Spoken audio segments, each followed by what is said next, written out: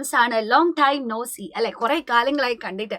അപ്പൊ ഞാൻ വിചാരിച്ചു എനിക്ക് മെസ്സേജുകളായിട്ട് നമ്മുടെ ഓരോ വീഡിയോയുടെ താഴെയും ഒരുപാട് മക്കൾ കമന്റ് ചെയ്യുന്നുണ്ട്, മിസ്സേ ഐസോമറിസം ഒന്ന് പറഞ്ഞു തരുമോ, ഐസോമറിസം ഒന്ന് പറഞ്ഞു തരുമോ എന്ന്. സോ നിങ്ങളുടെ ആ ഒരു ഇഷ്യൂവിനെ അഡ്രസ് ചെയ്തുകൊണ്ട് ഇന്നത്തെ വീഡിയോയിൽ നമ്മൾ ഐസോമറിസത്തെ പറ്റി പഠിക്കാൻ പോവുകയാണ്. അപ്പൊ മക്കളെ, നോമൻ ക്ലേച്ചർ എന്ന ചാപ്റ്റർ പഠിച്ചു തുടങ്ങുമ്പോൾ നിങ്ങൾ എല്ലാവരും വിചാരിക്കും ഈ നോമൻ ക്ലേച്ചർ എന്ത് പാടാ, IUPAC നോമൻ ക്ലേച്ചർ ആണ് ഏറ്റവും ബുദ്ധിമുട്ടെന്നല്ലേ. പക്ഷെ ശരിക്കുമുള്ള വില്ലൻ ഐസോമെറിസമാണ്. പേടിക്കണ്ട, ഞാനില്ലേ കൂടെ. അപ്പൊ ഇന്നത്തെ വീഡിയോയിൽ നമ്മൾ സെറ്റ് ആക്കാൻ പോവാണ്. അപ്പൊ മക്കളെ, ആദ്യം തന്നെ എന്താണ് ഐസോമെറിസം? ഐസോ എന്ന് പറഞ്ഞാൽ എന്താണെന്നറിയോ? ഒരേപോലെ എന്നർത്ഥം. അപ്പൊ ഇവിടെ കുറച്ച് കോമ്പൗണ്ടുകളെ ഞാൻ തന്നിട്ടുണ്ട്. ഈ കോമ്പൗണ്ടുകളുടെയൊക്കെ മോളിക്കുലാർ ഫോർമുല അല്ലെങ്കിൽ തന്മാത്രാ സൂത്രം നമുക്ക് കണ്ടുപിടിക്കാം. നോക്കിക്കേ, എങ്ങനെയാണ് വരിക? അതാ പിടിച്ചോ, 1 2 3 3 കാർബൺ, 3 4 7 ഹൈഡ്രജൻ, 1 ക്ലോറിൻ അല്ലെ.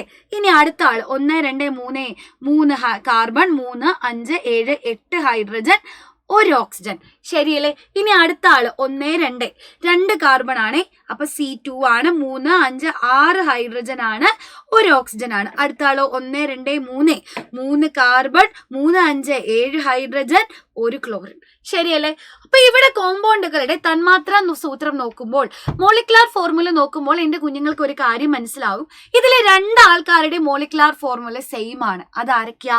നമ്മുടെ എയും ബിയും ഡിയും അല്ലെ. ഇവരുടെ 2 പേരുടെയും മോളിക്കുലാർ ഫോർമുല സെയിം ആണ്. പക്ഷെ ഇവര് 2 പേരും ഒരേ ആൾക്കാരാണോ? ഒരാള് 2 ക്ലോറോ പ്രൊപ്പൈൻ ആണെങ്കിൽ മറ്റേ ആള് 1 ക്ലോറോ പ്രൊപ്പൈൻ ആണ്. ശരിയല്ലേ?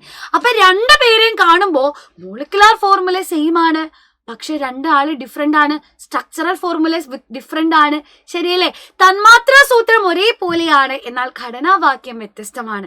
മക്കളെ, ഇത്തരത്തിലുള്ള ആൾക്കാരെ നമ്മൾ വിളിക്കുന്ന പേരാണ് ഐസോമേഴ്സ്. ഇങ്ങനെ ഐസോമേഴ്സ് ഉണ്ടാവുന്ന ഫിനോമിനനെ, പ്രതിഭാസത്തെ വിളിക്കുന്ന പേരാണ് ഐസോമറിസം. ഇപ്പോ C3H7Cl എന്ന മോളിക്കുലാർ ഫോർമുല മാത്രം കണ്ടു കഴിഞ്ഞാൽ നമ്മൾ വിചാരിക്കും 2 ആൾക്കാരും ഒരേപോലെയാണെന്ന്. പക്ഷെ ആക്ച്വലി 2 ആളും ഒരേപോലെ ആണോ? അല്ല.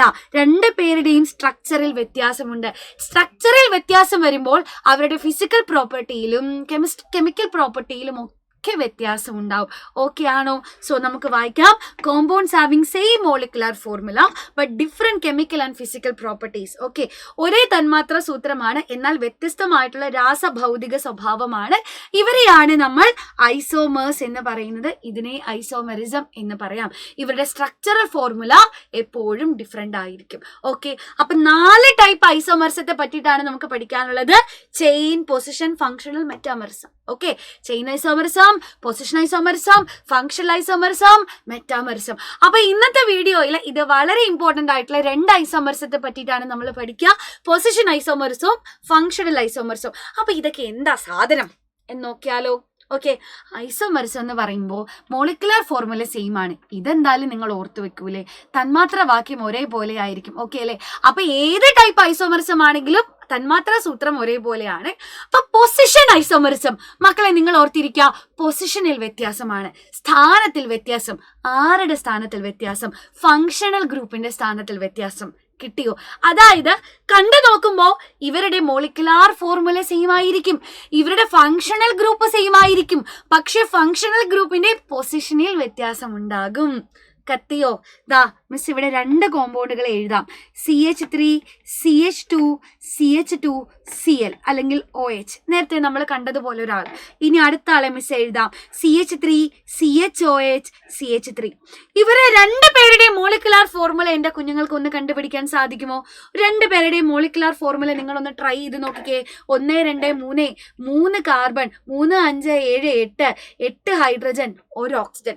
രണ്ടാമത്തെ ആളുടെ എഴുത്. 1 2 3 3 കാർബൺ, 3 6 7 8 ഹൈഡ്രജൻ, 1 ഓക്സിജൻ. നോക്കിക്കേ, 2 പേരുടെയും മോളിക്കുലാർ ഫോർമുല സെയിം ആണ്. ഇനി ഫങ്ഷണൽ ഗ്രൂപ്പോ? നോക്കിക്കേ, 2 പേരുടെയും ഫങ്ഷണൽ ഗ്രൂപ്പ് ആരാടാ? OH ഗ്രൂപ്പ് ആണ്. അപ്പൊ 2 പേരുടെയും ഫങ്ഷണൽ ഗ്രൂപ്പ് OH ആണ്. 2 പേരുടെയും മോളിക്കുലാർ ഫോർമുല സെയിം ആണ്. പിന്നെ എന്തിലാ വ്യത്യാസം? ഫങ്ഷണൽ ഗ്രൂപ്പിന്റെ പൊസിഷനിൽ വ്യത്യാസം അല്ലെ.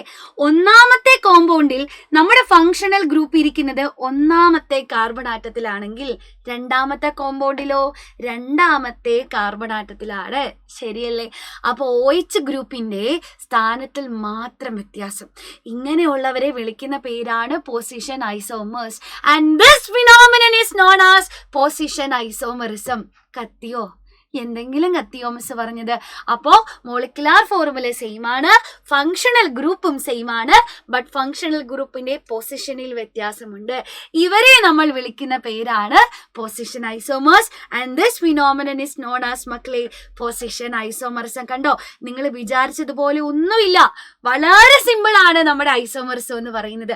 ഇനി നമ്മൾ ഫങ്ഷണൽ ഐസോമറിസത്തിലേക്ക് പോവാണ് മക്കളെ. ഫങ്ഷണൽ ഐസോമറിസം എന്ന് പറഞ്ഞു കഴിഞ്ഞാൽ രണ്ടാൾക്കാരുണ്ട്, ഇവിടെ മോളിക്കുലാർ ഫോർമുലയൊക്കെ സെയിം ആയിരിക്കും, ബട്ട് ഡിഫറെന്റ് ആയിട്ടുള്ള ഫങ്ഷണൽ ഗ്രൂപ്പ് ആയിരിക്കും. ഞാൻ എഴുതി കാണിക്കാം.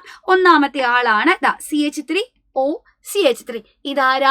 ഈഥറാണ് അല്ലെ. ഇവന്റെ പേരെന്താ? മെഥോക്സി മീഥൈൻ എന്ന് പറയുന്ന ഒരു ഈഥറാണ്. സോ നമുക്ക് എടുക്കാം. അടുത്ത ആളെ മിസ് എഴുതാണ് CH3 CH2 OH. രണ്ടാൾക്കാരുടെയും മോളിക്കുലാർ ഫോർമുല എന്ന് പറയാൻ സാധിക്കുമോ എന്റെ കുഞ്ഞുങ്ങൾക്ക്?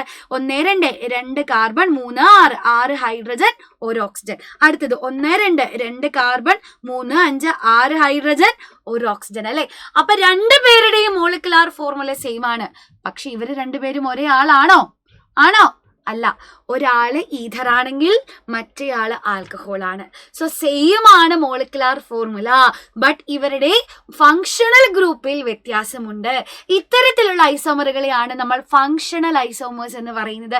ഈ ഫിനോമിനനെ നമുക്ക് ഫങ്ഷണൽ ഐസോമറിസം എന്ന് പറയാൻ സാധിക്കും. അപ്പൊ ഇത് രണ്ടും നിങ്ങൾ തിരിഞ്ഞു പോരുത് കേട്ടോ. പൊസിഷൻ ഐസോമർ എന്ന് പറഞ്ഞാൽ ഫങ്ഷണൽ ഗ്രൂപ്പ് സെയിം ആണ്, മോളിക്കുലാർ ഫോർമുല സെയിം ആണ്, ഫങ്ഷണൽ ഗ്രൂപ്പിന്റെ പൊസിഷനിൽ വ്യത്യാസം. ഫങ്ഷണൽ ഐസോമറിസം എന്ന് പറഞ്ഞു കഴിഞ്ഞാൽ ഇവരുടെ മോളിക്കുലാർ ഫോർമുല സെയിം ആണ്, ബട്ട് ഫങ്ഷണൽ ഗ്രൂപ്പ് എന്ന് പറയുന്നത് ഡിഫറെന്റ് ആയിരിക്കും. സോ ഇത്രയേ ഉള്ളൂ ഇന്നത്തെ വീഡിയോയിൽ. ഈ രണ്ട് ഐസോമറിസത്തിനെ പറ്റിയിട്ടാണ് നമ്മൾ പഠിക്കുന്നത്.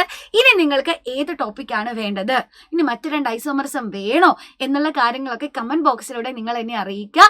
മക്കളെ, വീഡിയോ യൂസ്ഫുൾ ആയെങ്കിൽ നിങ്ങളുടെ ഫ്രണ്ട്സിനൊക്കെ അയച്ചു കൊടുത്തിട്ട് കാണാനായിട്ട് പറയാട്ടോ. ഈ ടോപ്പിക്ക് ബുദ്ധിമുട്ടായിട്ടുള്ള നിങ്ങളുടെ ഫ്രണ്ട്സ് ഒക്കെ ഉണ്ടാവില്ലേ, അവർക്കൊക്കെ അയച്ചു കൊടുക്കുക. സോ മക്കളെ, മറ്റൊരു വീഡിയോയിൽ നമുക്ക് വീണ്ടും കാണാം. ദിസ് ഇസ് മീ, നിങ്ങളുടെ സ്വന്തം മുതലാമേ, സൈനിങ് ഓഫ്. ടാറ്റാ, ബൈ.